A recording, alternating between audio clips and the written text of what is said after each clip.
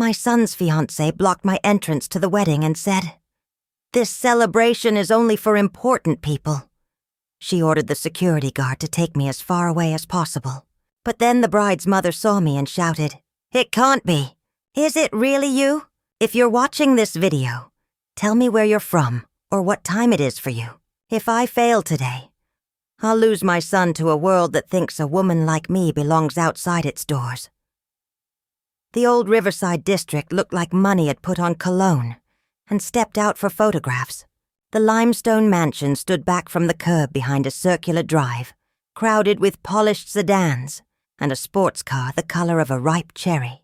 My pickup with its honest dings and a tailgate, I'd fixed myself idled between them like a mutt wandering into a dog show. I checked my watch. 2 p.m., same as Michael asked. My palms were dry, my mind steady.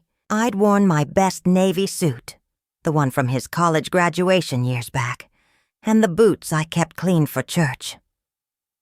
The front door swung open before I could push the bell. A tall woman in leisurely expensive clothes measured me from collar to heel like I was a shipment that arrived at the wrong dock. "You have the wrong address, ma'am," she said, smooth as a new countertop. "There's a shelter 2 blocks south." I let the words land. They didn't bruise right away. They sank and cooled the way insults do when a woman's worked among machines that don't care about pride. Before I could answer, Michael's voice rose behind her, bright as a porch light at dusk. "Mom, you made it." He came out in a suit that moved like it meant to stay sharp all afternoon, slipped past the woman, Sarah, my soon-to-be daughter-in-law, and hugged me tight. I could smell his cologne, same scent from high school mornings when he'd fix his hair at the kitchen table. "Time gives you few gifts that pure. Sarah, this is my mother, Barbara Reynolds." He beamed.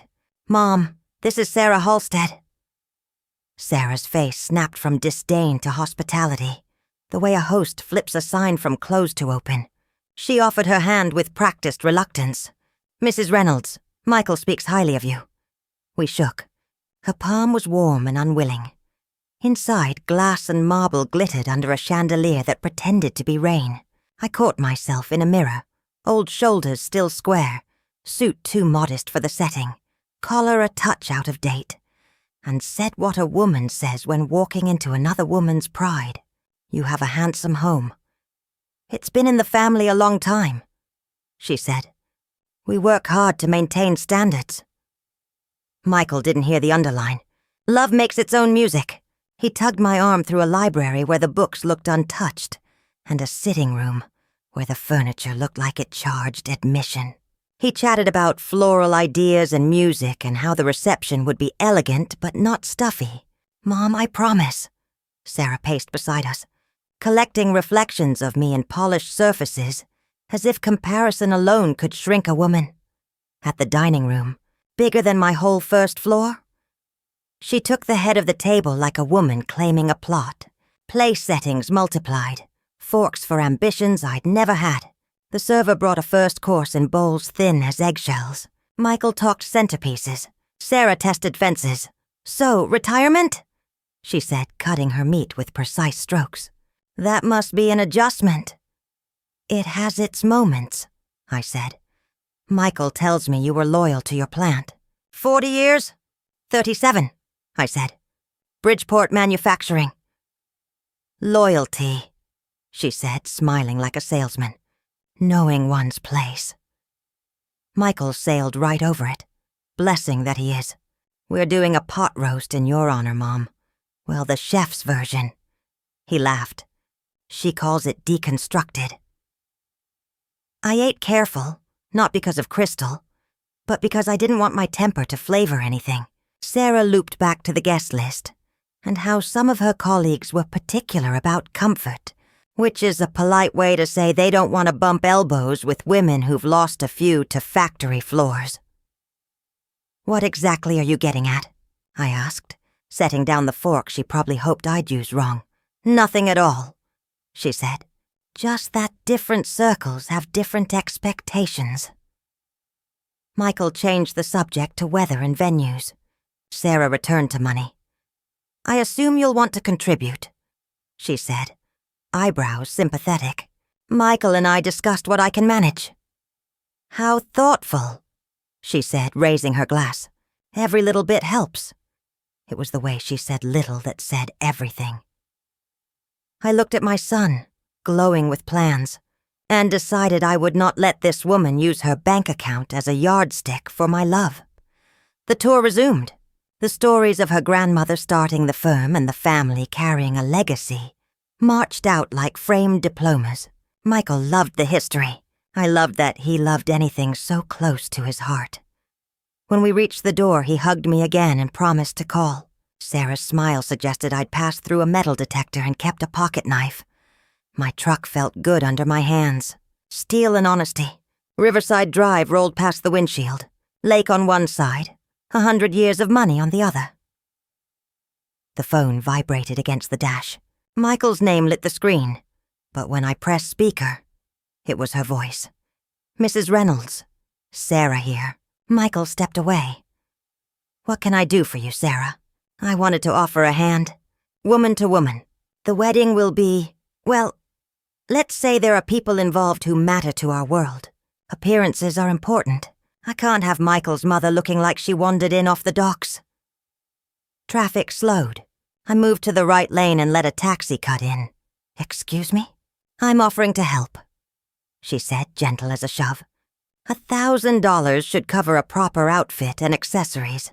Consider it a gift for Michael." The light flipped green. I didn't move. Drivers leaned on horns like they were being paid per note. I eased forward and swallowed the hot thing that wanted to climb my throat. "You think I'm for sale?" I asked. "I think you're a proud woman who could use help from those better positioned to provide it." I breathed slow. The last time a voice spoke to me like that, it was a supervisor who'd never walked the ground she was mapping. "I've worked since I was 16, I said. "I raised Michael after his father died. I don't need your money." "Stubbornness helps no one," she said. "You'll find Michael agrees." The call clicked dead. I let the truck carry me into smaller streets where porches still knew people by name. The anger drained on the way home, leaving the solid thing underneath it. The thing women build when no one's watching. Resolve. On my porch in Cedar Grove, the evening cooled the boards beneath my boots. I lit a modest cigar and watched neighbors water lawns and talk on steps. Normal life hummed. Mine buzzed with a question I didn't like. What does he see in her that I don't? I thought of my husband gone 15 years now, and what he would have said. "Be steady, Barbara. Don't let a girl make you forget you're a woman." I slept poorly. A long parade of fixes marching through my head. Morning brought coffee in the chipped mug Michael made in 7th grade. Handle too small for a grown woman's fingers. I was rinsing it when his car pulled in. "Morning, Mom," he said, setting his briefcase down like he had work to do. "I want to clear up some confusion." We sat. I poured him coffee. He didn't drink. "Sarah told me you two spoke. She says you took something the wrong way." "How did she tell it?" I asked. "That she offered to help with wedding expenses and you got upset." "She offered me $1,000 for an outfit," I said, "so I would look like I hadn't wandered in off the docks." Michael flinched. "She wouldn't say that." "Then one of us is lying." He stood and walked to the window. Same spot he'd stand when he was 13, watching for a friend's bike. "Mom, you barely know her. I've known her 8 months. She's kind. She's generous. I just think you misunderstood." "Sweetheart," I said quietly. "When have I lied to you?" "Never," he said, and he meant it. Then he lifted his chin. "But this is different. This is my future." "That woman doesn't respect me," I said. "Women don't treat the people their man loves like obstacles." $1,000 isn't disrespect. It's family helping family. "I'm not her family. I said you are." His eyes turned glassy in the way they did when he was little, and trying not to cry. "If you can't accept her, maybe you shouldn't come to the wedding." The sentence hit me like the back end of a wave. "Late then, all at once." He took his briefcase, kissed my cheek like apology on a timer. and left. I stared at the door until the house remembered I was inside it. I cleaned things that were already clean. I put a new edge on a mower blade that still had bite. After dinner, leftover roast and quiet, I did something simple a woman can do when the ground shifts. I drove to Murphy's equivalent on our side of town, Mallister Clothiers, a place where teachers buy outfits for promotions and mothers buy suits for sons' big days. The bell over the door didn't judge. A woman my age with hands practiced by decades of pins and tape took one look and nodded the way women nod when they know a job, if you'll let them do it. "Wedding?" she asked. "Yes, ma'am. Budget $400. $5 if it earns it." She smiled. "I can make a $1,000 girl wish she'd paid this much attention." 20 minutes later, I stood in front of a 3-way mirror in charcoal gray that put my shoulders back where they belonged. The fabric had weight without shouting about it. The pants broke just right. The jacket knew me the way a good tool fits a hand. She tugged at a sleeve, chalked a seam, and made notes. "When do you need it?" she asked. "Soon," I said, "but I can wait a week." "You won't," she said. "Friday." The total came to $420, more than I'd spent on clothes in years. I folded the receipt next to the photo of Michael in his cap and gown and paid with cash I'd saved in a coffee can with a sticky label that used to read vacation. Sometimes, a woman has to rename her priorities. Back home, I hung the suit on the bedroom door where the late light could find it. I ran my fingers along the lapel and felt something like peace. Not victory, not yet. Just the kind of calm a woman gets when she fixes what's in her reach and leaves the rest to the day ahead. That night, the phone rang again while I was washing my plate. It was her. "Mrs. Reynolds?" Sarah said, voice smooth. "We should clear the air." "The air's clear enough," I said. "If you keep telling Michael these stories, you won't be at the wedding." I put the plate down and dried my hands slow. A woman's voice changes when she remembers who she is. "If you hurt him," I said low, "you'll regret it." "You're living in the past, old woman," she said. "He's got a better life now." "Money isn't character," I said. Silence, then the click. I wiped the counter, turned off the kitchen light, and stood a minute in the doorway of Michael's old room. Posters still up, medals for science fairs and spelling bees. On the dresser sat my late husband's simple silver ring. Michael used to try it on when he was 8. Stuck at his knuckle, giggling. He once said he wanted a love like his mother and father. Boys grow into men. Wishes grow into choices. I lay down with the window cracked. Cedar Grove breathed through the screens. Dogs, sprinklers, someone's TV across the street. My anger had turned into something useful. Patience. I wasn't going to win by shouting the truth at a woman who'd never worn it. I'd win by showing up steady, looking like myself at my best, and letting time do what time does to girls who use money as mirrors. Friday, I picked up the suit. The tailor smiled the way a woman smiles when her work stands up on its own. I thanked her, carried it to the truck like it carried something more than fabric, and drove home through streets where I'd carried my son on my shoulders, taught him to ride a bike, waited in an idling car outside sleepovers. I hung the suit in the closet next to my Sunday blouse. Then I wrote 3 words on a sticky note and tucked it behind the jacket's inner pocket. Stand up straight. A woman can't choose who her son loves. She can choose the kind of mother he sees when he looks across a room full of eyes. That would be enough for today. The week after I picked up the suit, the calendar learned a new rhythm. Dinner in their district, planning meetings at the Whitmore Hotel, phone calls that began as invitations and ended as instructions. Pressure doesn't always announce itself. Sometimes it's just a steady hand on the back of your head, guiding your chin a few degrees lower than you'd keep it on your own. The first dinner landed in the middle of a Tuesday because Patricia Halstead was between board meetings and could squeeze us in. Her voice on the intercom sounded like an old radio that always came in clear, no matter the weather. She shook my hand with the firm cheer of a woman, long accustomed to choosing the right grip for the room. "Michael's mother?" she said. "Patricia, I've heard good things." "Barbara," I said. "Ah," she said, like that confirmed a rumor. She wore the kind of watch that looks like it could tell you not only the time, but the weather on a coast you don't live near. Richard, her husband, floated beside her, kind as a Sunday greeting, and dressed like the afternoon owed him interest. We sat in a smaller dining room this time. The long table from last week had been replaced by a round one, where everyone could see everyone, which I suppose was the point. Patricia steered the conversation as easily as a boat in calm water. She asked about Bridgeport manufacturing, not to learn, but to display having asked. She spoke of the Whitmore as if it belonged to her, which, for all I knew, it did. She mentioned the guest list and allowed herself a small frown when Michael said he wanted to keep things intimate. "Intimate is lovely," Patricia said, "but we must be realistic about appearances. Half a dozen partners expect a table. We can tuck some of the extended folks toward the back." She didn't look at me when she said it. She didn't have to. Michael reached for my hand under the table and gave it a squeeze like a lifeguard's whistle, only I could hear.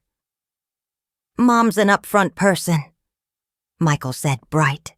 "She has a great laugh." Sarah laughed in advance. "Of course.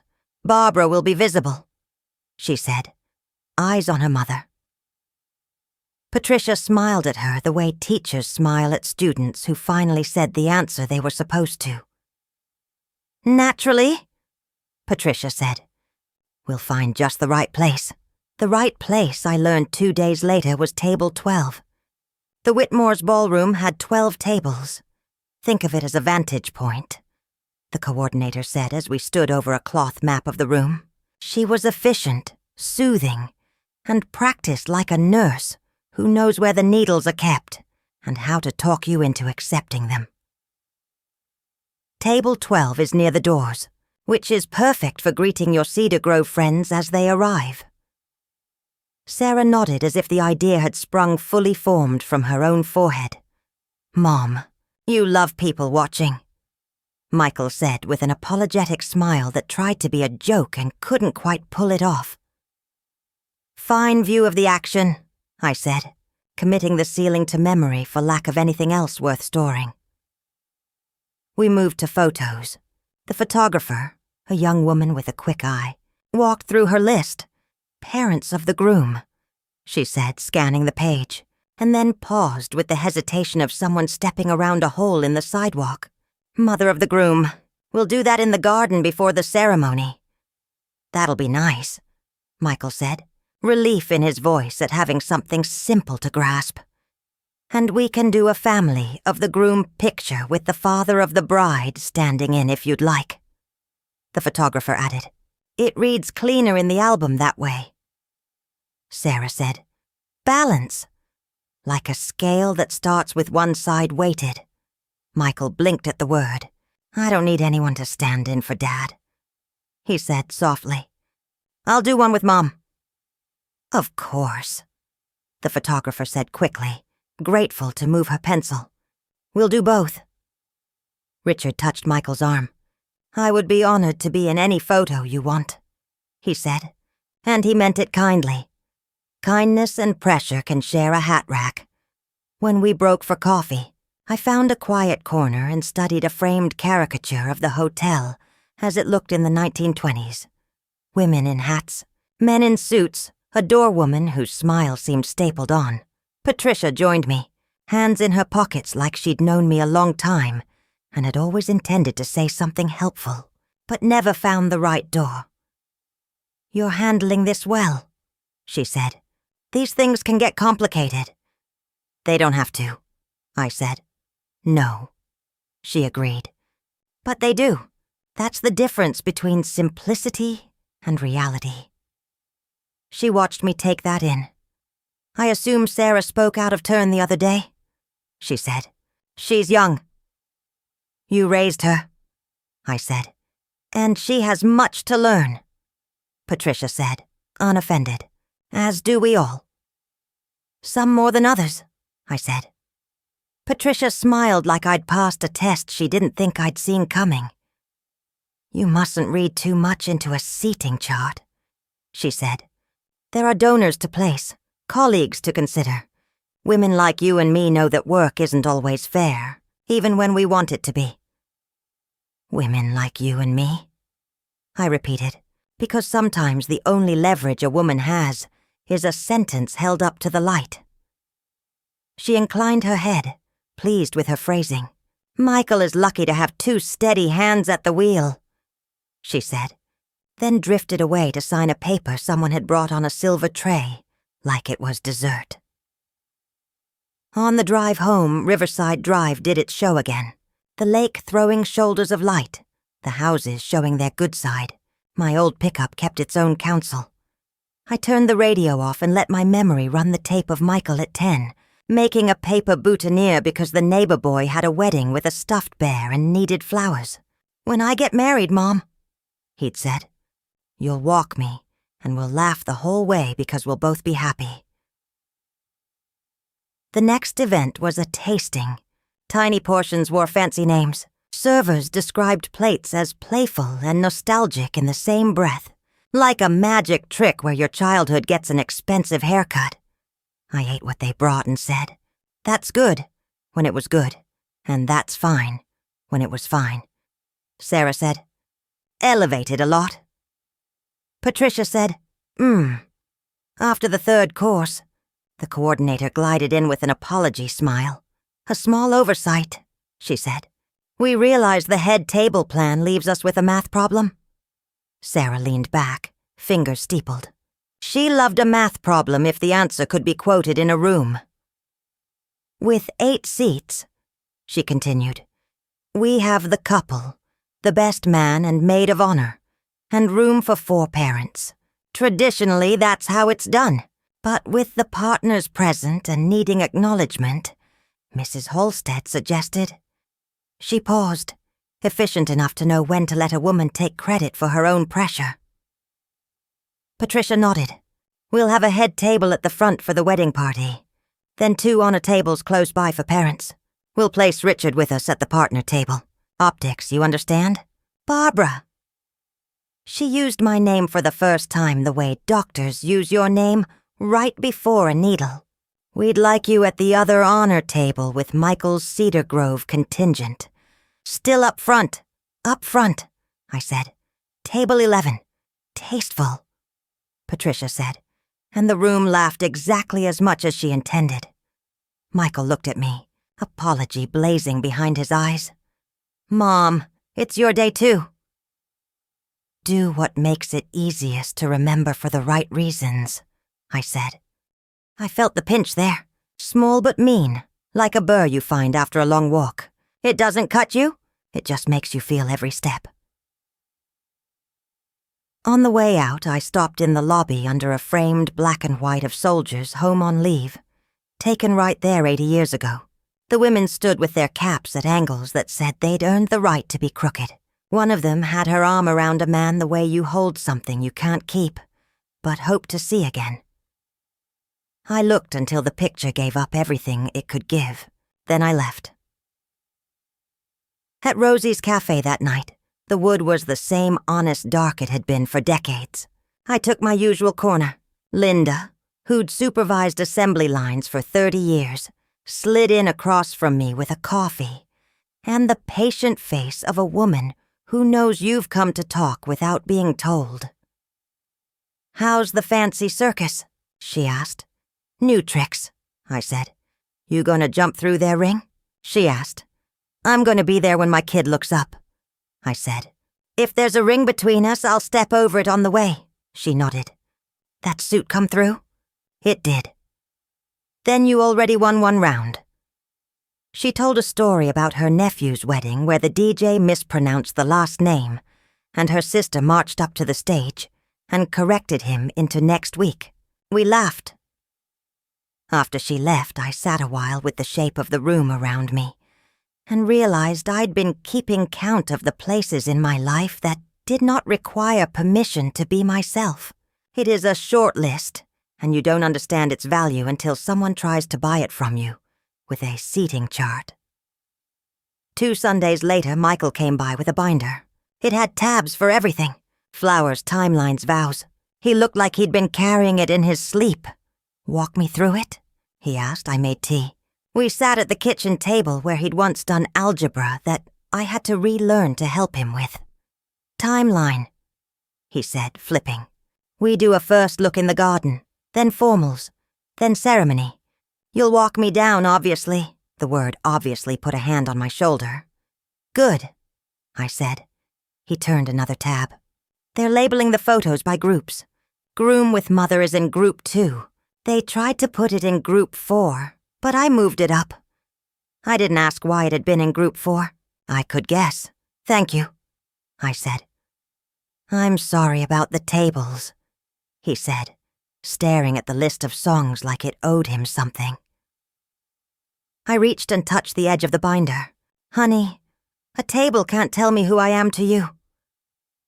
He looked up then, and the boy who used to fix his hair at this table came back to the surface. "I need you there," he said. "Whatever happens, I need you there." "I'll be there," I said. Every minute, he closed the binder and sat in the quiet with me the way we used to, when the house was full of the kind of silence you earn after a long day. Not empty, just resting. He traced a circle on the cover with his finger. "Sarah is good to me," he said, not quite a question. "I hope she is," I said. "She's learning you're not like her family," he said. "I'm not," I agreed. He laughed once, short. "I told her your suit would put hers to shame."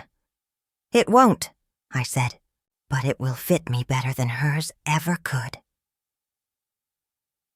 When he left, I brought out the small velvet box that had been asleep in my dresser for 15 years. My husband's ring lay inside, simple and stubborn. I polished it with the soft cloth I kept for exactly this purpose, and held it to the window until it found a little light. I didn't know when I'd offer it, or if I would, but the act of making it ready steadied me. The next dinner came at a restaurant in the old Riverside district, whose name suggested it grew its own candles. The menu had no prices. The wine list had its own leather chair. Patricia introduced Michael to a partner whose handshake felt like she'd been practicing on weaker people all day. Conversation churned in gentle, expensive currents. I had no interest in swimming. At dessert, Patricia raised a glass. "To family," she said. "To new bonds. And to Michael, who will be the brightest addition to what we've built." To what we've built. Pronouns can do a lot of work in a small space. I raised my water because I don't drink wine that costs more than my first car payment. "To Michael," I said, "who will make any place he stands better because that's who he is." Sarah smiled like she'd just discovered a way to be gracious without losing altitude. Here, she said. The partner nodded, satisfied that we could all survive the same room. When we stepped out into night air that smelled like the lake, pretending it had never seen a storm, Patricia fell into step beside me. "You know," she said, "my mother was a hard woman. A kind one, too, in her way, but hard. She believed in steel, the literal sort and the figurative. She would have liked you." "Women who like steel usually like each other," I said. She smiled. "Then you understand what I'm about to say. I protect what's mine. This wedding will go off without a hitch. It will look right. It will feel right to the people who matter." She looked over at Michael, who laughed with Richard at something small and good. "And it will be good for him." "I protect what's mine, too," I said. She nodded, satisfied that we had an agreement. We did not, in fact, have one. Home again. I hung my jacket by the door and stood in the dark long enough to hear the house settle. There is a point in any squeeze where you learn how much give you have and how much you don't. I knew then I had no give left for being moved to the far corner of my own child's story, but I also knew the place to plant myself wasn't in the middle of their dining room or at the Whitmore's carpeted maps. The place to stand was in the moment where Michael needed a mother, not a resistor. I wrote another note and slid it behind my suit's inner pocket, next to the first. Keep your powder dry. Then I turned out the light because morning always comes, and with it, the next small test. And a woman does her best work when she's rested enough to tell the difference between pride and purpose. The maps kept multiplying. Michael's binder had tabs like street signs, seating, photos, music, timeline. The coordinator sent PDFs with diagrams that looked like someone had played checkers with people's names. Even the photos had a map. Group 1, Group 2. As if love were a convoy that needed ordering to arrive on time. I sat at my kitchen table and traced the routes I could control, where I'd stand when Cedar Grove folks came in, when I'd be close enough to catch Michael's eye, how to be useful without becoming a point of friction. They could label problem. I bought shoes, good ones, black loafers that didn't try to make a speech. The clerk took a shine to my suit. Charcoal's a truth-teller, she said, handing me cedar shoe trees like a blessing. I broke the shoes in around the block until the leather learned my walk. At the Whitmore, I went alone one weekday to measure the fit against the room.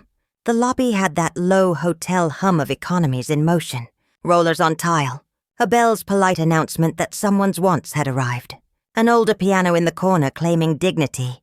The newer furniture couldn't. The doorwoman's cap sat just so.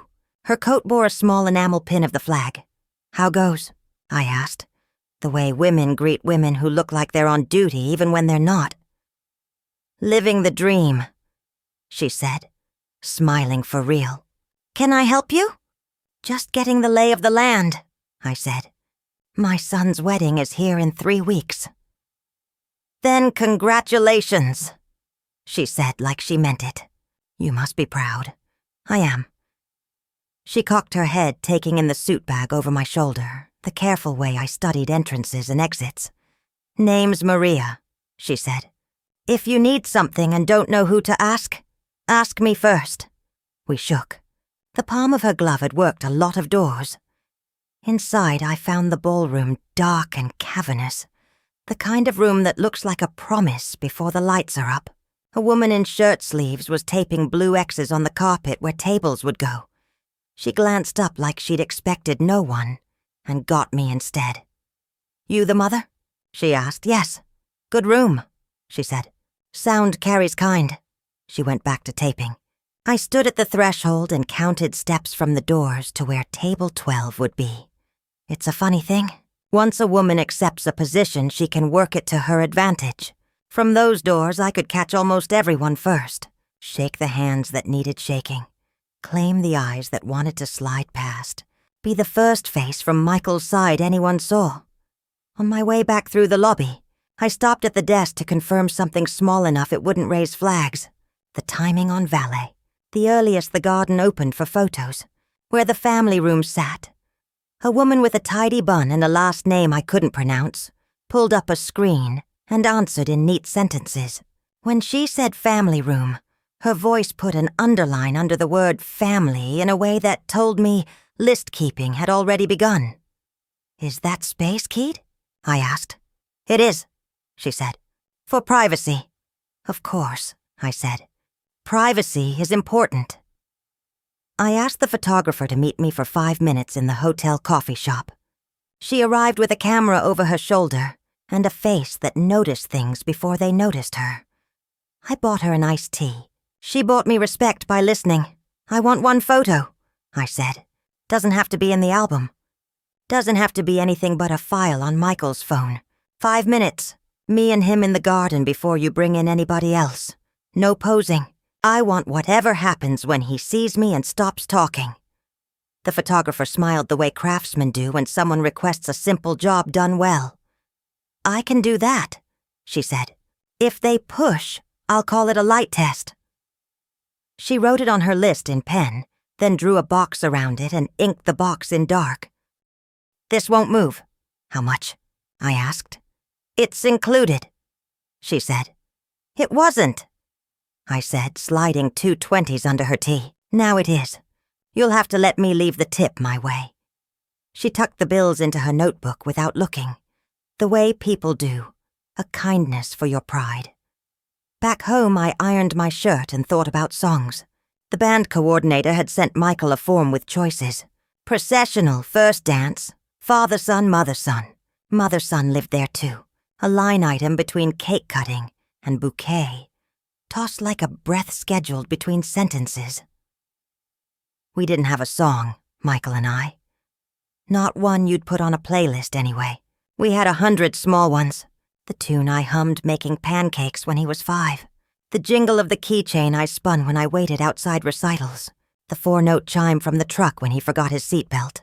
I'd sing, "Buckle up, kiddo," and he'd roll his eyes and buckle anyway. I sent the coordinator a strange request. Play something he won't recognize at first, but that feels like an evening in a kitchen where the window is open and the radio is tuned between stations. She wrote back a polite, "We'll do our best," which is hotel for you've misread what kind of evening this is. I didn't press. Not every wish gets a form. At Rosie's, Linda scraped her chair back and listened while I sketched out the seating. "You going to fight it?" she asked. "I'm going to know my field," I said. "What about us?" she asked. "Half of Cedar Grove's coming to stand up for you with their forks." "You'll eat, you'll dance, you'll tell stories you've told me twice already," I said, "and you'll pretend I'm hearing them for the first time." She nodded. "We're good at pretending. 30 years of managers," she said, and we laughed at the same time. "The next week," Michael called. "Small updates," he said in a voice that hoped to make small things truly small. "We had to trim a few of your guests. Fire code." "Who?" I asked. "Mrs. Delaney had to come off," he said. "She'll understand." "She will," I said, because Mrs. Delaney had understood everything, since she'd watched her husband's casket go down in the same church where she'd married him. "I'll talk to her? And, Michael's breath thinned. "They want the family room for immediate family and principals just before the ceremony. To keep things clean," he rushed the next part. "But I'll come to you. We'll do our moment in the hallway if we have to." "They want to put you in a box with a lock," I said. "It's a nice box," he said. We stayed quiet a beat. Then he confessed something that slid between us like a chair we both pulled out and didn't sit in. "Mom, I'm trying to keep peace." "I see you trying," I said, "and I'm proud of how you're trying. My friend Jenny says I'm making everyone happy and myself tired. That's usually how it works," I said. We hung up with our love yous and I sat long after the line went dead. Peace is a currency, and he was spending it faster than the people around him knew it cost. At the VFW on a rainy Thursday, the floor smelled like coffee and coats drying. The bar was short and old, and twice as steady as any person who ever leaned on it. I'd gone to pin a flyer for Bridgeport's retiree breakfast, when a fellow in a black ball cap with a faded patch, 1st Cavalry, saw the pocket knife on my belt and the way I cut the tape. She raised her chin like you do across a road in a far-off place. "Where'd you serve?" she asked. "Army," I said. "Near Da Nang." She nodded slow. "Diane," she said, offering her name like a hand. "Barbara." We talked like women who know the same weather. Not long, not much detail. Just enough that the air between us cleared to something clean. "Whitmore, huh?" she said when I mentioned the wedding. "My niece is on security over there. Good kid. It's a tight ship. Name? Claire." "I may need to know a Claire," I said. We didn't exchange anything more than that. No numbers, no promises. Just a name attached to a door if a woman found herself needing one. That's the kind of thing veterans trade. Not favors, but landmarks. Back at my table, I wrote my letter to Michael. I kept it to 1 page in my best hand, the one my husband used to tease me about. I told him what I had learned about love from watching his father slip a ring off before washing dishes so it wouldn't slide, and clink, From watching Michael grow into a person who kept friends the way other people kept plants. From knowing my mother had left me one good thing, and it was this resolve. Show up when it matters and don't ask anybody's permission to keep your promise. I ended it with a sentence I'd practiced on every long drive since all this began. On your day, you shine. On every other, you work. I folded the page over the soft cloth-wrapped ring and slid both into an envelope I would not trust to a pocket until I had to. We had another planning meeting at the hotel. The coordinator laid out timelines like tracks that would carry a day to where it belonged. The family room will open at 2, she said. At 2:30, principals move to the garden. At 3, guests are seated. At 3:15, processional. She looked at me, the way you look when you're about to read a line you've been asked to read. But you're not sure if it's the line a woman wants to hear. Mrs. Reynolds, the family room is limited occupancy. We've listed Mrs. Halstead and Mr. Halstead, the bride, the groom, and the wedding party. So I'm not immediate enough, I said. I don't make the lists, she said, and didn't lie well enough to pretend she'd like them if she did. Michael blushed the color of a torn page. Mom, I didn't realize. Of course you didn't, I said. Nobody realized until the list printed itself. Sarah said something about logistics. Patricia said something about precedent. I said nothing about anything. I drew a line under family room in my copy with my pen until the paper almost broke. Sometimes a line is not a border. It's a reminder of where people tried to build one. On the way out, I found Maria at the door. You'll be on that day? I asked. Wouldn't miss it, she said. I get the fun shifts. Good, I said. Tell your woman Claire there's a mother walking in who looks like she belongs there because she does. Maria nodded once. Copy that, she said like the old days. At home, I opened the closet and checked the suit, the shirt, the small velvet box. I put the 2 notes back in the inner pocket and added a third. Speak once, then let silence do the rest. I pictured the maps, all of them. Tables, photos, timelines. I pictured the little X's the woman had taped on the carpet. I pictured the doors and the garden and the hallway where Michael had promised to find me if they locked. Him in a room labeled family. He was somehow not allowed to share with the family. That made him. Then I folded every map into one truth. When my son reaches for me, my job is to be where his hand will land. That night at Rosie's, Linda asked if I wanted her to say anything if someone tried to move me where I wasn't meant to go. No, I said. If they try, they'll learn I am made of the same stuff I've always been made of, and it doesn't split. She raised her glass. To lines they can't draw, she said. To lines they can't erase, I answered. On my porch, the crickets did their plain little symphony. Across the street, Mrs. Delaney waved from her steps like she'd just heard the same song and recognized it. I walked over and told her about the fire code. She nodded like I knew she would. I'll bring you cake after, I said. I'll have coffee ready, she said. And when you get back, you can tell me how handsome he looked, like I don't already know. On my way home, I realized the day had tilted. Up until then, I'd been reacting, taking blows, buying shoes. Now I had a plan, and it didn't depend on any person changing their mind. It depended on me being who I've always been, at the exact moment it mattered most. That's all a map can do for a woman anyway. Not predict the weather. Just keep her boots pointed the right way.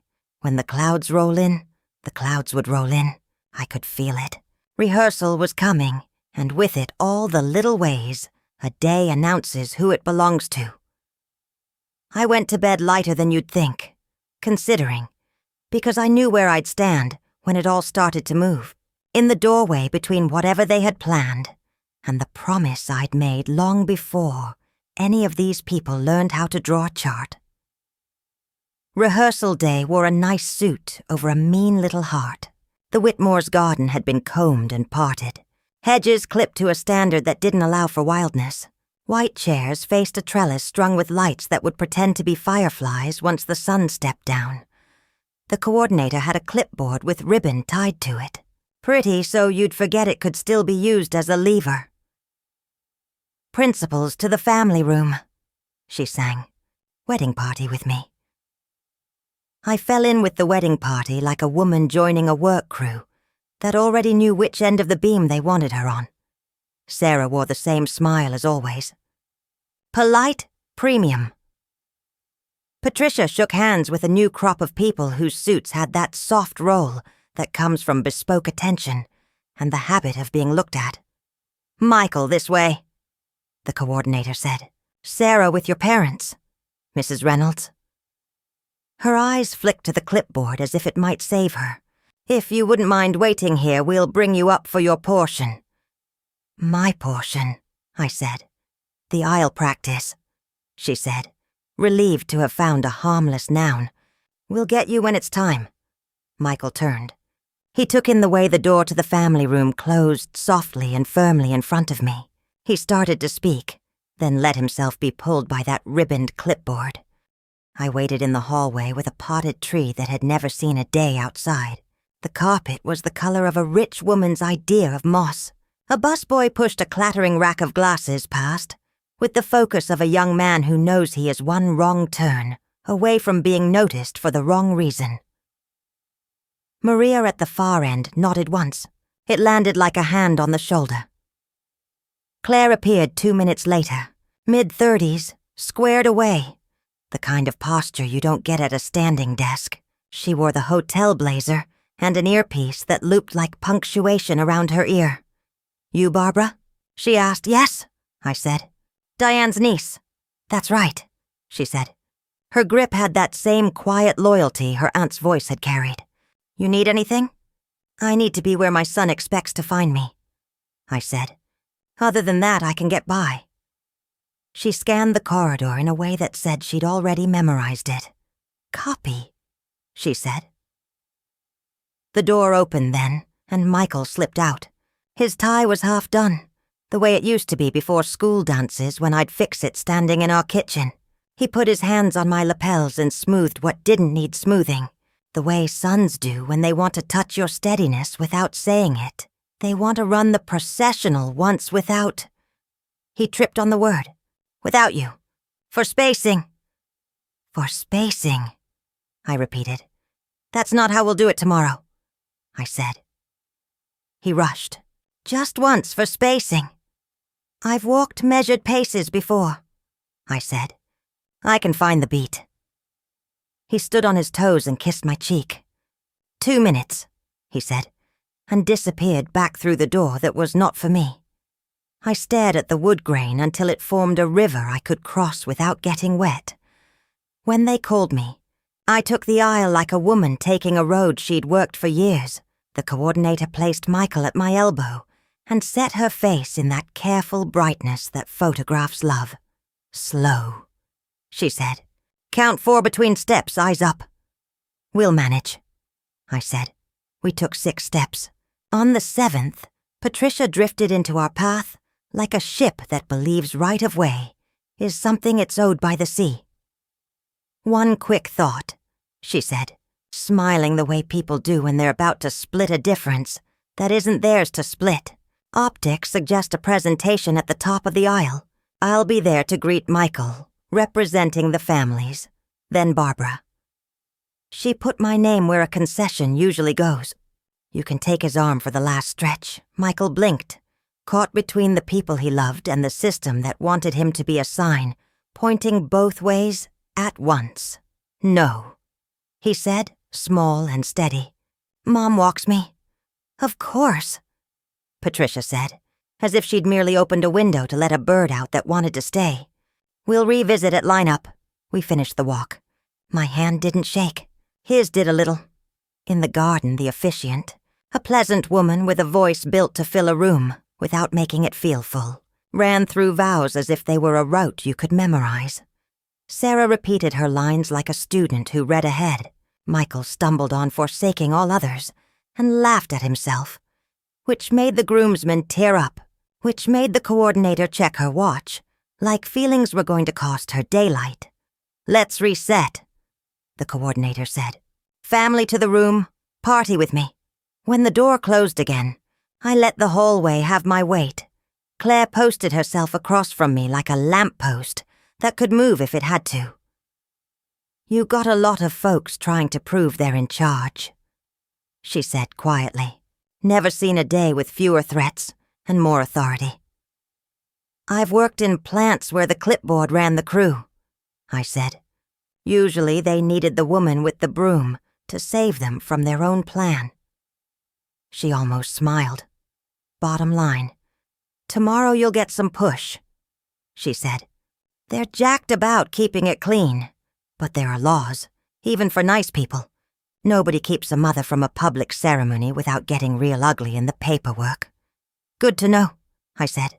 "I prefer not to use paper or ugliness." "Me too," she said. "But it helps to know where the rails are." Dinner after rehearsal was at a long table that loved the sound of itself. Toasters toasted. The best woman told a polished story about Sarah's generosity with a bill at a ski resort. The maid of honor told a better one about Michael rescuing a dog that had rescued him right back.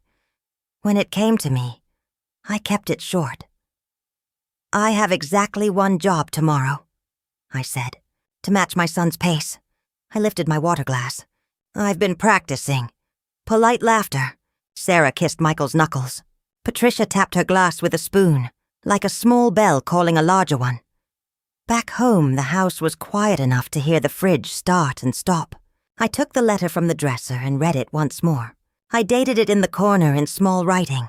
Something about time behaving itself if you're specific with it. I slid the envelope into my suit's inner pocket and felt the weight it added. Not heavy, just present. Morning came with the sound of a text before coffee. "Michael. Small adjustment. Don't be mad. 3 words you never want from your child on the day he needs to believe in solid things." I called. "What adjustment?" He exhaled. "The coordinator thinks it's cleanest if I do the first look and garden formals from the family room to keep things moving. They're saying too many people in the hallway makes it look chaotic. But I'll come to you. They're making a box." I said you can call it a room. "I know," he said. "I hate it. Sarah says it's a logistics thing. Mom, just be in the hallway at 2. I'll find you. Then we'll do our 5 minutes with the photographer before anything else." I had her put it on the list in pen. "Good," I said. "I'll be right where I said I'd be." Another text pinged while I drove Riverside Drive. A calendar invite from Halstead Events with a document attached. Final day of procedures. I pulled into a turnout where the lake leaned its shoulder on the shore and opened it. The language had that hotel stiffness that comes from too many hands massaging.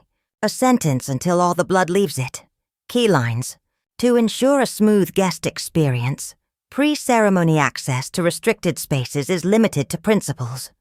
Bride, groom, groom's mother, wedding party. Non-principal family members will be directed to guest areas. And this, bolded.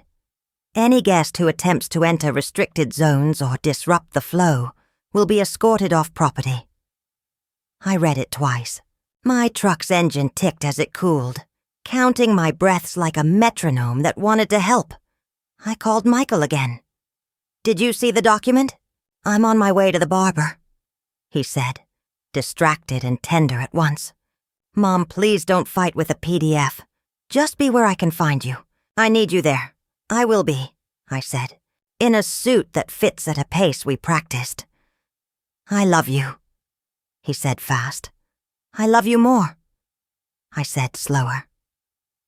At the hotel's curb, Maria saw me first, looking sharp. "Mrs. Reynolds," she said like a referee declaring me in bounds. "Trying to pass inspection," I said. "You already did," she said.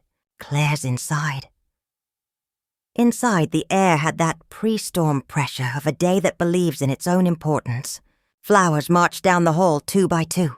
A harpist tuned something that made the lobby feel like it had secrets.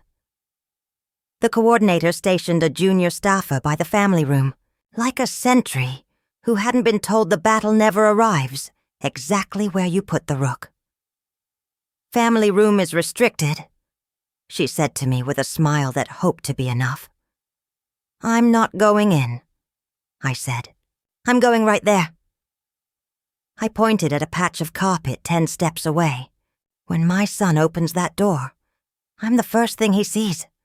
"Of course," she said, relief softening her shoulders. "Stand there." Claire took up a casual lean opposite me. We looked like two women waiting for a bus we intended to board without making a scene. The door opened once for someone's makeup emergency, again for a boutonniere's ribbon emergency, and then for Michael. The light found him the way it finds a familiar kitchen. No surprise, only recognition. The photographer, bless her list, was at her shoulder with her camera already at her eye. "Mom," Michael said, and the word held relief like cool water. He came into my space not caring who saw that you can be grown and still need your first home for a second. 5 minutes, the photographer said, professional and kind. "Just you two." We slipped into the garden side path where the hydrangeas hid us from any plan that wasn't ours. The photographer hung back and let her shutter be part of the breeze. Michael took my arm. "Pace," I said, and we laughed because we both needed a joke we could walk. "You did good," I said. "I haven't done anything yet," he said. "You grew up right in a world that doesn't help," I said. "That's not nothing." He put his forehead to my chest for a second. I could feel his breath steady. The photographer's lens clicked once, twice. Quiet proofs. We headed back, and that's where the weather turned. Patricia was waiting with the coordinator. Beside them stood a hotel manager I hadn't yet met, the kind of woman who knows the difference between velvet rope and actual authority, and prefers the rope because it leaves fewer marks.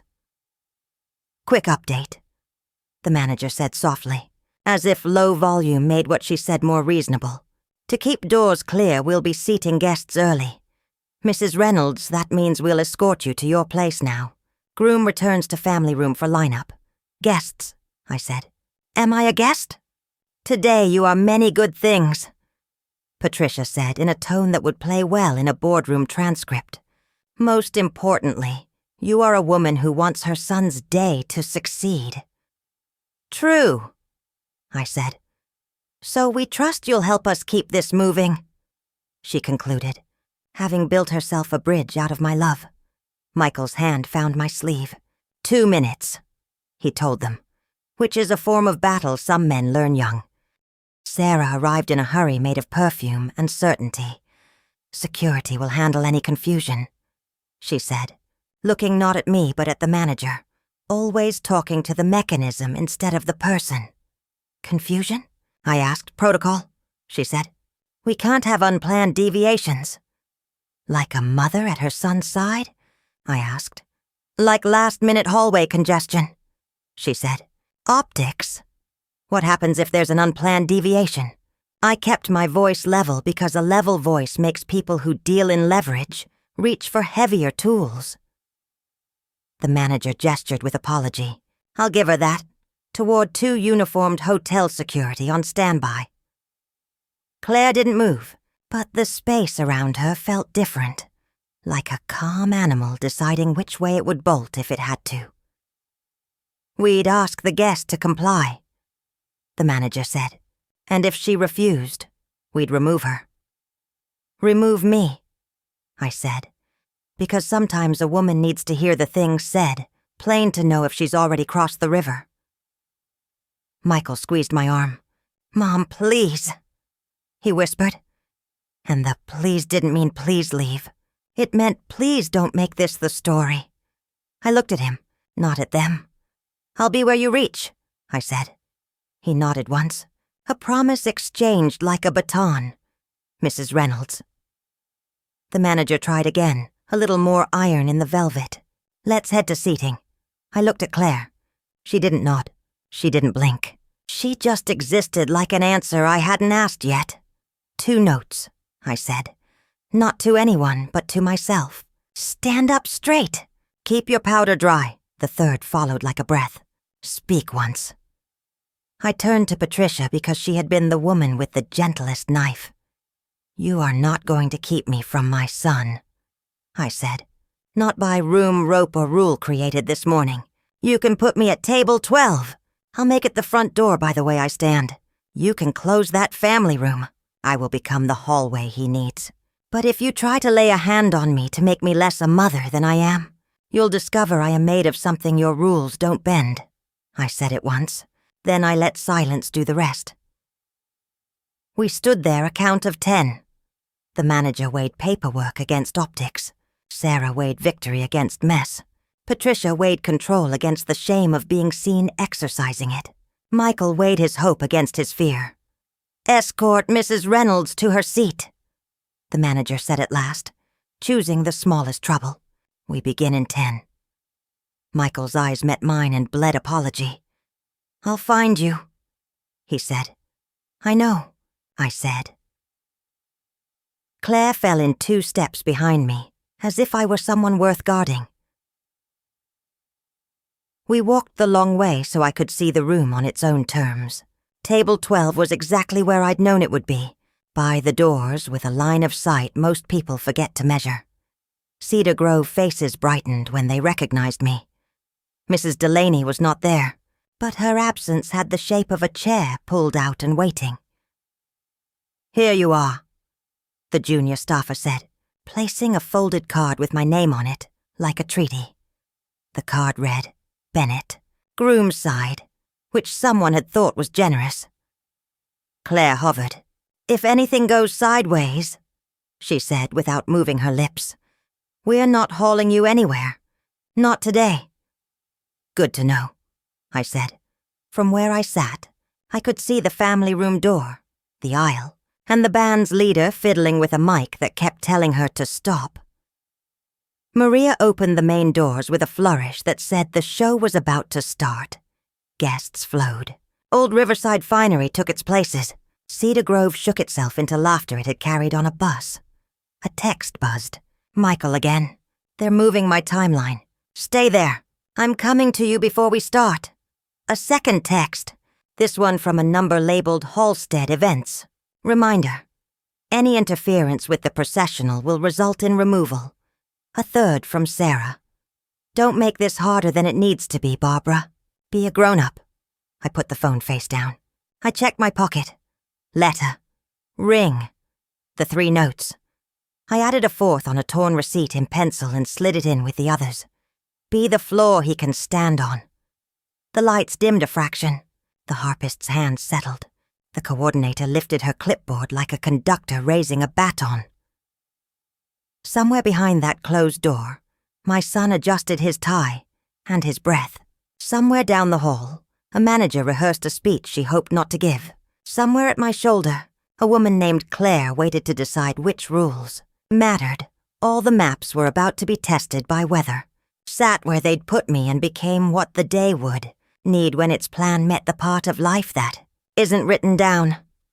The room took its breath and held it. Light sank a shade. The band leader tested the mic and lost. The coordinator raised her ribboned baton. From table 12, I could see the family room door, the aisle, and the faces of people waiting to be convinced nothing messy lived under all this linen. The manager arrived with her soft shoes and firm smile. 2 hotel security trailed her like commas. Claire coasted in from my left, not in their line, but near enough to read the sentence. Mrs. Reynolds, the manager said, pitched for only me and the nearest ears. We're seating now. Best if you take your place. I can see fine from here, I said.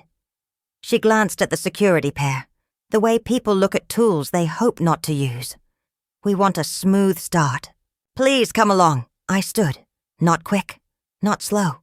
A woman rises the way her work taught her. On time. Cedar Grove eyes found me. Old Riverside eyes checked the program to see if they'd missed a line. The family room door cracked. A sliver of white. The corridor's light made a thin path on the carpet. The kind of path you follow even when someone tells you not to. Ma'am. the manager said quieter. "The velvet losing pile. If you resist direction, we will escort you off property." "Escort me," I repeated to be sure my hearing hadn't gone soft with age. Claire shifted half a step and spoke without looking at anyone. "She's mother of the groom. She's not leaving." The manager recovered her professional regret. We don't need commentary from staff. "I'm security," Claire said, "which is commentary and decision in one." Sarah slid up with perfume and certainty. "Handle it," she told the manager, not bothering with names now that the day had begun to think of her as a proper noun. Patricia arrived a heartbeat behind. "Smile bright enough to read by. Let's not," she began, but the sentence was a leash she wanted on me, not on hers. The family room door opened wider and Michael stepped into the slice of light, not all the way out, just enough to see. The photographer leaned into the angle and caught a frame that made a handful of strangers sigh before they knew why. "Mom," Michael said. The single word traveled like a spark across linen. The manager lifted her hand. The security pair moved like people asked to do a thing they don't like. Claire moved like a woman about to stand where a line used to be. The door woman, Maria, was visible in the foyer beyond, hands on the double doors, waiting for her cue like a drummer who knows exactly when the count starts. Her cap sat just so. She watched and did not interfere, which is another way of interfering when you know your weight and where to put it. I said my piece once already yesterday in a hallway that smelled like hydrangeas. Today I let the silence work. A voice cut across the hush. "Hold up." From the second table in front, the one with the donors, an older woman with a bronze star pin stood with the help of a cane she wasn't embarrassed to need. Her suit didn't fight her age. Her jaw still did. "You gonna put hands on a soldier's mother at her own kid's wedding?" Every head found her. Patricia found her name with the speed of a woman who keeps names like chips. "Margaret Halverson," she said, relieved this was someone she understood. "We're only keeping things orderly." Halverson's eyes slid from Patricia to me, sharp as a good blade. "What unit?" She asked me like we were alone in a room that had earned the right to be small. 25th Infantry, I said. "Near Da Nang." She nodded once. "First Cav." She lifted her cane a notch toward Claire. "You Marines?" "Marines," Claire said. "After."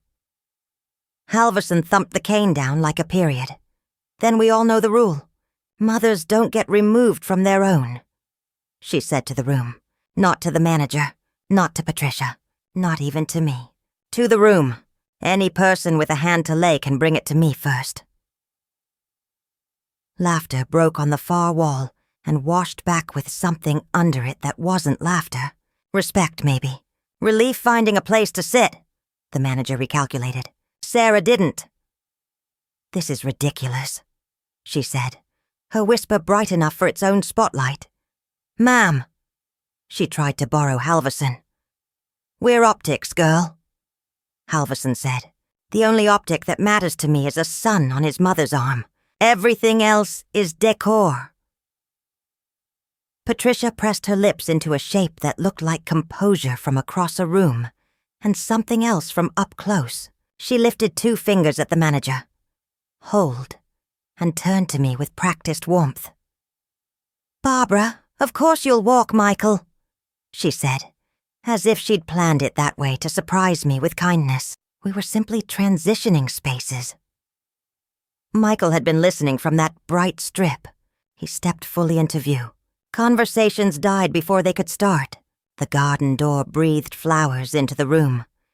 He chose a path through it all like a river that remembers where it's going. He came to me and took my arm, not a performance grip, the one he'd used in kitchens and parking lots and hospital corridors, the one that told me he knew exactly who he was holding onto and why. "Ready?" he asked. "Always," I said. The band, God bless the stubborn, didn't play what was on the form. The piano caught a slow, clean melody, like a radio between stations on a summer evening. It sounded like my house with the window open. It sounded like pancakes at 7 a.m. We stepped. The room rose with us because rooms know when they're being given something true. The coordinator tried to signal a delay to someone. The someone didn't see. Maria opened the main doors on her queue like there had never been any queue but this. At the top of the aisle, Patricia stood in her intended place, the smile she'd practiced wearing a new expression under it, something like doubt cut with pride. She opened her mouth to represent the families, as she'd put it. But the officiant, pleasant woman, voice built right, had found her own authority. "Please be seated," the officiant said, and the two halves of the room folded down together, Patricia included, before she could decide whether not sitting was the hill chosen for her. We walked. The photographer worked the edges like a woman plucking bees from a field of clover. Cedar Grove folk gave me nods that felt like handshakes. Old Riverside watched and tried out the adjustment that takes when you see a story you'd written revised in front of you by fact. Halfway down, Michael's hand tightened. "Thank you," he said, not as a habit, as an oath. "Speak once," I said, and he suppressed a laugh because crying was closer. At the front, I turned him toward a future that would be his, whether or not any person believed she had designed it. Sarah stood straighter than I'd ever seen her stand. She looked at me the way a young woman looks at a fence after it resists the first shove. "Take care of him," I said. "Even simple, not a threat, a job description." "I will," she said, and I chose to hear the part of her that meant it. I palmed the envelope I'd thinned to one page and touched it to Michael's, boutonniere under the ribbon where only his fingers would find it later. "For after," I said. He nodded once, eyes shining like work done right.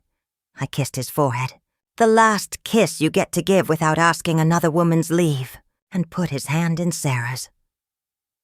The officiant began in a voice that rolled out like a road. I took my place at table 12 and found it had moved without moving. From there, the faces I needed to read were clear. Maria stood at the doors like a woman who had decided what kind of day she'd let through. Claire posted herself where usefulness could find her. The manager smoothed her blouse and thought about paperwork. She was glad not to be writing. Patricia adjusted her cuff and for once didn't look around to be sure she was being witnessed doing it. The vows sounded good on both of them. Michael didn't stumble at forsaking this time. Sarah found the part of her voice that didn't need a room to echo to feel large. When the rings came, I felt the small weight of my husband's ring like a third presence in my pocket, and didn't resent that it wasn't on Michael's hand. Not everything you carry is meant to be worn. Some things are meant to be handed forward when the day is quieter. They kissed. The room clapped in a way that didn't need to be told to. The band did exactly what a band ought to do right then. It became air with rhythm in it. On the recessional, Patricia moved to the aisle to do what she did best, control the flow. She offered her arm to Richard, who took it with genuine joy. As the couple passed, she put a hand on my shoulder. A real hand, not ownership. "Contact. Barbara," she said under the noise. I was wrong about something. "More than one something," I said, saving her from the burden of precision. She smiled like a woman grateful for an exit that didn't require a speech. "You look like you belonged," she said. "I did," I said. Reception opened like a floodgate. The room that had held its breath all afternoon exhaled dancing and forks, and the sound linen makes when it gives up staying perfect. People came and told me my son was handsome, as if I'd missed that part. Partners I did not know shook my hand like it would be bad optics not to. Cedar Grove folks told stories louder than necessary, and got away with it, because laughter forgives volume. Halverson tapped past with her cane, and raised 2 fingers, old salute modified by time. I returned it with a nod, modified by everything. Sarah found me once between toasts. She had a glass she wasn't drinking. "About earlier," she said, mouth dry. "You'll have plenty of time to learn." I said. Start with this. When a thing is true, you don't need a room to agree to make it so. She took that like medicine and went to fetch Michael a plate, which is one kind of lesson working. When they called for the mother-son dance, the band leader looked at me with a question she probably asked a dozen women a month. Something special? Play the one from the aisle, I said. Kitchen window between stations. She smiled like she'd been waiting all day for permission to play the things she liked best. The piano climbed back onto its simple rail. Michael's smile did a thing to my chest I will never be finished describing. We danced. Not long, not well. Right. People blurred at the edges because there was nothing at the edges I needed to see. When it ended, he whispered, "Letter later," after the noise. After the noise. I agreed. At table 12, Linda slapped my back and almost made me drop my water. "You see their faces?" she said, gleeful. "I see my kid," I said. She grinned. "Same thing." In the far corner, I watched Patricia lean down to say something to Halverson that made them both look young for a breath. The manager laughed at a joke she hadn't earned, and for once, that was fine. Claire did a slow patrol and caught my eye and gave me the smallest nod a woman can give without losing it to the room. Maria held the door for an elderly aunt, the way the world ought to hold doors for all its elderly aunts. I put a fourth note in my pocket, next to the others, and pressed my fingertips to the paper, like a woman checking that a thing exists just because she wrote it. Then I stopped needing notes, had crossed the narrow part of the river. The music would play.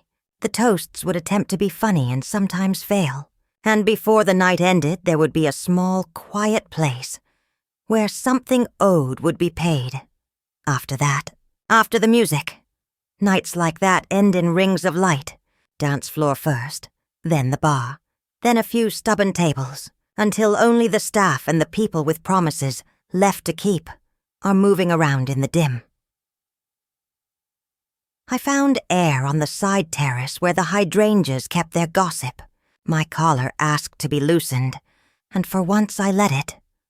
The pianist drifted into a quiet tune for herself. Inside the band, packed cables. The coordinator's ribbon had come untied. Halverson came out with her cane and a paper cup of coffee that smelled like the end of a long day. She stood beside me the way women do who don't need an appointment to be useful. "You did your job," she said. "So did you," I said. She followed my eyes to the ballroom. "We all guard something," she said. "Some of us remember what it was like when the thing we were guarding could shoot back." We stood quiet. She tapped the cane twice, thinking. "My girl didn't come home," she added, not to invite pity, but to explain the shape of her backbone. "So I get particular about mothers earning their place." "I'm sorry," I said, because some words are still the only ones that fit. She nodded. "You need anything, you ask Patricia for my card," she said. "Make her walk it over. That alone might be worth it." "That alone might be worth it," I said, and she grinned like a soldier for a second before age closed her file. Back inside, I found Patricia standing by the head table, sleeves rolled, the careful part of her outnumbered by the tired part. She didn't wait for me to come to her. She came to me, a small mercy. I mistook control for care, she said without dressing it up. "That's on me." "Care's harder," I said. "It is," she agreed. "I'd like to earn some back." "We'll see," I said, which left room for tomorrow. Richard slipped in and kissed my cheek, like we were cousins who'd survived a rough reunion. "Your son is radiant," he said, as if I might not have noticed. "And you gave him steadiness in public. That's a rare gift." "Wasn't fancy," I said. "The best things aren't," he said. Sarah approached later with her glass unhelped. She tried for the easy smile and couldn't make it. "That was progress." "I was wrong," she said. "About a lot. Start there," I said. "Keep going." I thought money could sand down the edges. That made me nervous, she said. Turns out the edges are where people grip. Edges keep a thing from slipping out of your hands, I said. You treat Michael like he can be bought smooth. You'll lose him. Treat him like he's a person who will keep changing in ways you have to learn. You might keep up. She took that hit like a lesson, not a blow. I want to keep up, she said. I love him. I know you love how he shines, I said. Love him when the room is empty, and there's a sink full of dishes. That's the part that counts. She nodded, new at the weight of quiet work. Thank you for not making a bigger mess. I was tempted, I said. Didn't look good on me. Michael found me last, the way good things arrive. Late enough to be certain, early enough to steal you from sleep. His tie was coming loose in human ways. He held the boutonniere without ceremony. The photographer caught one more frame and ghosted away. Hall, he asked. We found ours. The one with the potted tree that had never been outside. The carpet had survived better than I thought it would. He leaned against the wall and slid the ribbon on his boutonniere until his fingers found the envelope I'd tucked there. Now, he asked, if you want. I said. He opened it as if it could bruise. He read like he always read, twice as fast as anyone, half as distracted as everyone. When he reached the line about his father taking his ring off to do dishes so it wouldn't slide and clink, he closed his eyes. When he reached, on your day you shine, on every other you work, he laughed and cried the way a person does when a sentence lands where it was thrown. You always make things sound simple, he said. They only stay simple if you work at them, I said. That's the trick. I brought out the small velvet box. It changed the air like a story starting. This is not a burden, I said. It's not a should. It's your father's ring. Wear it someday or keep it in a drawer and take it out when you need company. Or give it to your son when he asks where he came from. It's yours to decide. He opened it and touched the circle like it could remember. She'd like Sarah, he said, testing the sentence and finding it mostly true. She'd like you happier than you were tired, I said. The rest she'd let time work on. Michael took the ring out and looped the ribbon through it once, twice, until it made a small knot under the fabric. For the ride home, he said. Then I'll figure it out. We walked back into the room like two people who'd put a piece of furniture where it belonged. The last song did its duty. The lights came up. People hunted for purses, jackets, dignity. Cedar Grove hugged. Old Riverside shook hands. Somewhere a busboy whistled the aisle melody under his breath, which told me I hadn't imagined any of it. Maria opened the doors for the final wave and gave me a nod that belonged to women who have watched a lot of days try to be special. Claire stopped by in that casual way security has when they have no further job but to keep existing. Good day, she said. Because you knew which rules mattered, I said. Because you did, she said, and we left it there.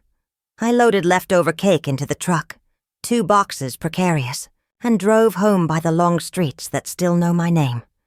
I put the suit away with the care you give a tool that just did the job it was bought for. The notes came out of the inside pocket. I read them once more and set them in the top drawer under the spare batteries and the good scissors. Stand up straight. Keep your powder dry. Speak once. Be the floor he can stand on. I added a 5th on a clean scrap. Let go without losing. Morning brought birds that kept no calendar but knew the right hour. I carried a box of cake across to Mrs. Delaney. She had the coffee already poured like I'd called ahead. Well, she asked before I sat. He was handsome, I said. I assume, she said. We ate and didn't waste sugar on small talk. She told me grief wears new shoes at weddings. I told her pride does too. We were both right. Later, Linda slid into our corner at Rosie's. Heard you danced, she said. Badly, I said. The only honest way, she said. She lifted her glass. To table 12? She toasted. To front doors, I answered. At home. I took the ring's empty box from my pocket and held it a while longer than a woman needs to hold a box. I put it in the drawer with the notes. The house settled around me. Same walls. Quiet o'clock. When the phone buzzed, it was a photo from Michael. The garden, the 5 minutes, his forehead on my chest, the moment that held. Then another. The ring tied to ribbon in the boutonniere, a little off-center the way real things are. Then a message, after the noise. I read it again. Thank you. I'm tired and happy. We will work. We will work. 4 words that sound like a bell rung, right? I walked out to the porch. Cedar Grove at its evening. Hoses and chalk drawings and a radio 2 houses over that couldn't decide on a station. I thought about maps and doors and all the hands that tried to direct a day that needed only one true thing. A mother, where a son expected her. If I had failed, I would have lost him to a world that thinks belonging is a room with a list. I did not fail. I didn't win either. Not like people write about winning. I did something better. I showed up the whole way, kept my voice clean, and became the piece of floor my kid could step onto without looking. After the music, you carried chairs and tie knots you can live with. You put cake in boxes and promises in drawers. You go back to ordinary days with something truer in your pocket than any program could print. That's enough. That was always enough.